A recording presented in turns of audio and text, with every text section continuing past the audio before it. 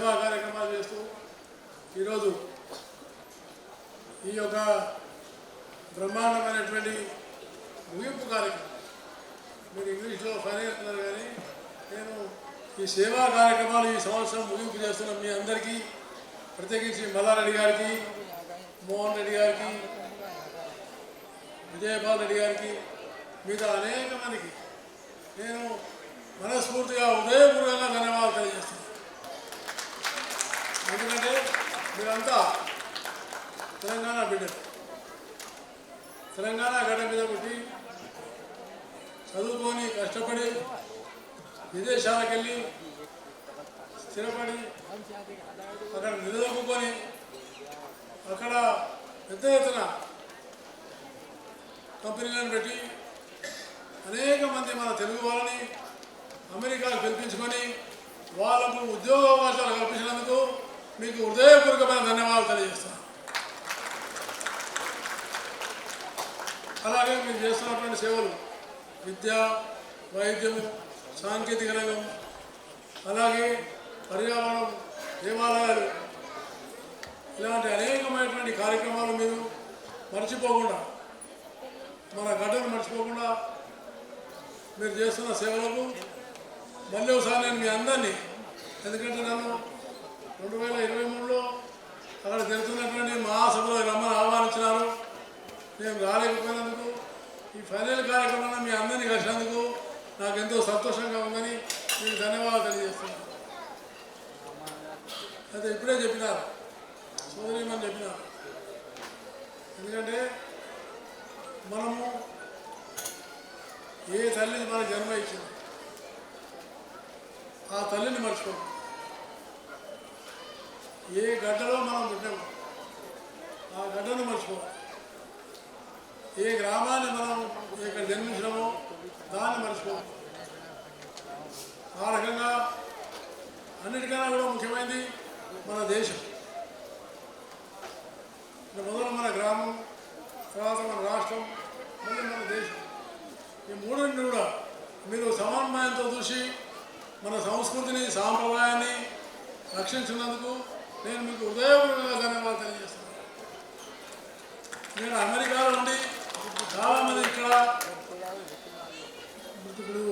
చేసినటువంటి ప్రదర్శన కార్యక్రమం, ముఖ్యంగా హనుమాన్ చాలీసా ఏదైతే ప్రదర్శన చేసినారో అద్భుతమైన ప్రదర్శన, నేను వారిని హృదయపూర్వకంగా అభినందిస్తున్నాను. చాలా బాగా చేశాను. అంటే మన ఆధ్యాత్మికమైన భావంలో రామాయణము, మహాభారతం లాంటి వాటిలో ఎంత గొప్పతనం ఉందని ఆ ప్రదర్శన ద్వారా తెలుస్తున్నది. దీన్ని మన భావితరాలకు అందించాలి. మన సంస్కృతిని, మన సాంప్రదాయాన్ని, మన పద్ధతులను, మన పరంపరను, మన చరిత్రను భావితరాలకు అందిస్తేనే అది నిజమైనటువంటి ఒక మన విద్యుత్ ధర్మంగా నేను భావిస్తాను. ముఖ్యంగా సోదరీమణులు, ఇంత పెద్ద సంఖ్యలో సోదరీమణులు కూడా భాగస్వామ్యం కావడం చాలా సంతోషం. ఇంకా ఇంకా ఇంత సంఖ్య రెండింతలు కావాలని నేను హృదయపూర్వకంగా కోరుతున్నాను. ఎందుకంటే ఎక్కడ మహిళలు ఉంటే అక్కడ పవిత్రత ఉంటుంది, ఎక్కడ మహిళలు ఉంటే అక్కడ శుభం ఉంటుంది, ఎక్కడ మహిళలు ఉంటే అక్కడ అభివృద్ధి జరుగుతుంది. కాబట్టి మహిళలను ఎంత ముందుకు పెడితే ఆ సంఘం అంతా అభివృద్ధి చెందుతుందని నేను మీకు హృదయపూర్వకంగా చేస్తాను. మహిళలకు సమానమైన భాగస్వామ్యం, సమానమైన భాగస్వామ్యం. ఆ రకంగా మహిళలను, అలాగే మీరు అన్నీ మీ సేవా కార్యక్రమాలు చూశాను. అన్నీ వెనుకబడ్డ ప్రాంతాలు, బలహీన వర్గాల ప్రజలు, అలాంటి వాటిని ఎన్నుకొని మీరు ప్రత్యేకంగా వెళ్ళి సేవలు చేయడం అనేది డబ్బులు ఇవ్వడం వేరు, కానీ మనం స్వయంగా వెళ్ళి సేవ చేయడం అది అన్నిటికన్నా గొప్ప సేవ అని నేను మీకు హృదయపూర్వకంగా భావిస్తున్నాను. మీరు చేస్తున్నందుకు మీరందరూ ధన్యవాదాలు. ఇన్ని రోజుల నుండి గ్రామాలు తిరిగి అక్కడ పరిస్థితులను అవగాహన చేసుకొని అక్కడ దేవాలయాలు, కమిటీ హాళ్ళు, స్కూళ్ళు, వైద్యము, ఉపాధి ఇవన్నీ కల్పించడం అంటే చాలా సమున్నతమైన అభివృద్ధి. ప్రత్యేకించి పెద్దలు మల్లారెడ్డి గారు వారు మంచి ఆత్మీయమైనటువంటి మనిషి.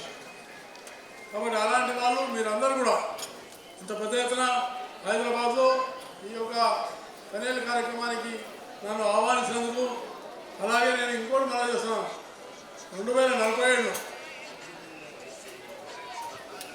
2047లో భారతదేశం 100 సంవత్సరాలు పూర్తి చేస్తుంది. స్వతంత్రం లభించి 100 సంవత్సరాలు పూర్తి చేస్తుంది. ఈ 2047 సంవత్సరానికి భారతదేశాన్ని అగ్రగామిగా తీసుకెళ్లాలని నరేంద్ర మోడీ గారు ప్రయత్నం చేస్తున్నారు. దాంట్లో కూడా మీరందరూ భాగస్వాములు కావాలని నేను మీకు హృదయపూర్వకంగా మనం చేస్తున్నాను. ఎందుకంటే చాలా గొప్ప ఈవెంట్ కావాలి.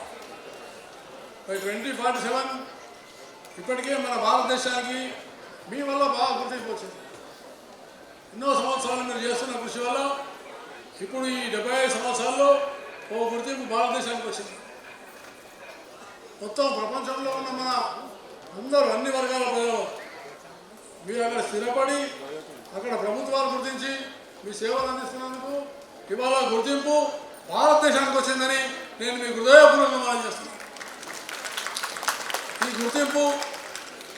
ఈ గుర్తింపే కాకుండా ప్రపంచమంతా కూడా అమెరికా, చైనా వాటితో పాటు సమానంగా ఉండేటువంటి గొప్ప దేశంగా భారతదేశం యొక్క నిర్మాణంలో కూడా మీరు తప్పకుండా భాగస్వాములు కావాలని నేను హర్యానా గవర్నర్గా మీ అందరినీ హృదయపూర్వకంగా కోరుతూ నన్ను ఇంత కార్యక్రమానికి పిలిచి సన్మానించి నన్ను ప్రత్యేకంగా సన్మానించినందుకు మీకు మళ్ళీ ఒకసారి హృదయపూర్వకమైన ధన్యవాదాలు తెలియజేస్తూ సతీష్ రెడ్డి గారు వారిలో సన్మానం చేయాలి.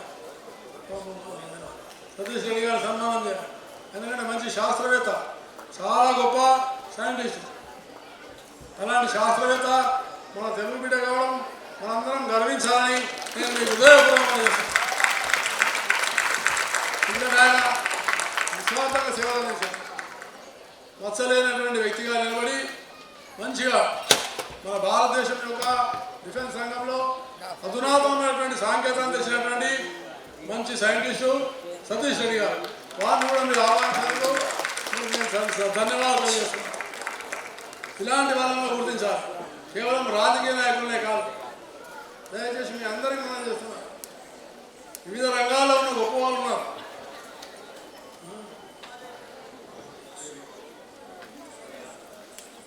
చంద్రయాన్ ఏం పేరు?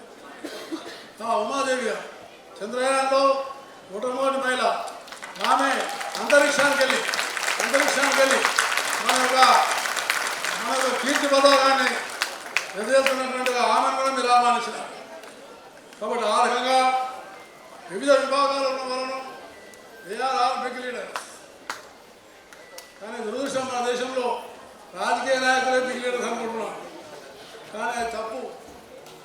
సాంస్కృతికంగా, ఆర్థికంగా, సామాజికంగా, విద్య, వైద్య రంగంగా, అలాగే ఇండస్ట్రియల్ లీడర్స్ అనేక మంది కాబట్టి వీళ్ళందరినీ సన్మానిస్తేనే అది నిజమైన సన్మానంగా నేను భావిస్తున్నానని నేను మీకు హృదయపూర్వకంగా తెలియజేస్తూ మీరు గుర్తించి ఇద్దరు గొప్ప వ్యక్తులు ఉండడం చాలా సంతోషం. కాబట్టి ఈ ఉత్సవాన్ని మరోసారి ఇంకా రేపు 2024 వచ్చే కార్యక్రమం చాలా ఇంకా భవిష్యత్తుగా జరగాలని నేను హృదయపూర్వకంగా ఆకాంక్షిస్తూ మరోసారి మీ అందరికీ ధన్యవాదాలు తెలియజేస్తూ సెలవు తీసుకుంటాను. జై హింద్. Thank you sir.